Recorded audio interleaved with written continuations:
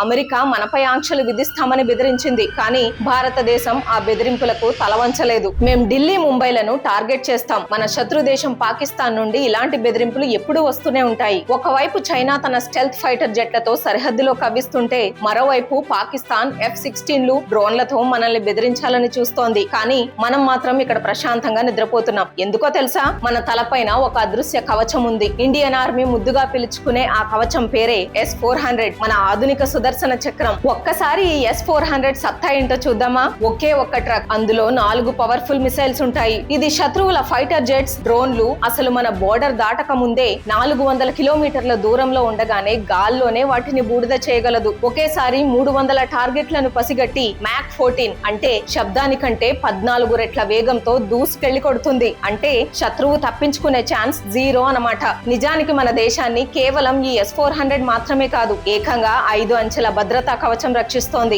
మొదటిది అంతరిక్షం నుండి వచ్చే అణుక్షిపణులను ఆపే ప్యాడ్ సిస్టమ్. రెండవది 400 కిలోమీటర్ల దూరంలో ఉన్న శత్రు జెట్స్ ను కూల్చే మన S-400. మూడవది 100 కిలోమీటర్ల పరిధిలో క్రూయిజ్ మిసైల్స్ ను ఆపే బరాక్ 8. నాలుగవది 35 కిలోమీటర్ల పరిధిలో హెలికాప్టర్లను కూల్చే మేడ్ ఇన్ ఇండియా ఆకాష్. ఇక ఐదవది 10 కిలోమీటర్ల పరిధిలో డ్రోన్లను నాశనం చేసే ఇగ్లా-S. అయితే ఈ సుదర్శన చక్రం మన దేశానికి రావడం అంత సులభంగా జరగలేదు. మనం రష్యా నుండి S-400 వ్యవస్థను కొనుగోలు చేస్తున్నామని తెలియగానే అమెరికా మనపై ఆంక్షలు విధిస్తామని బెదిరించింది. కానీ భారతదేశం ఆ బెదిరింపులకు తలవంచలేదు. మా దేశ రక్షణ మాకు ముఖ్యం అని తేల్చి చెప్పి $5.43 బిలియన్ ఈ ఒప్పందాన్ని పూర్తి చేసింది. చివరికి అమెరికా ఒక్క ఆంక్ష కూడా విధించలేకపోయింది. ఈ రోజు భారతదేశం గర్వంగా చెప్పగలదు, భారత గగనతలం ఖాళీగా లేదు, అది రక్షించబడుతోంది అని. S-400 అనేది కేవలం ఒక ఆయుధం కాదు. చైనా, పాకిస్తాన్ వంటి దేశాల నుండి వచ్చే బెదిరింపులకు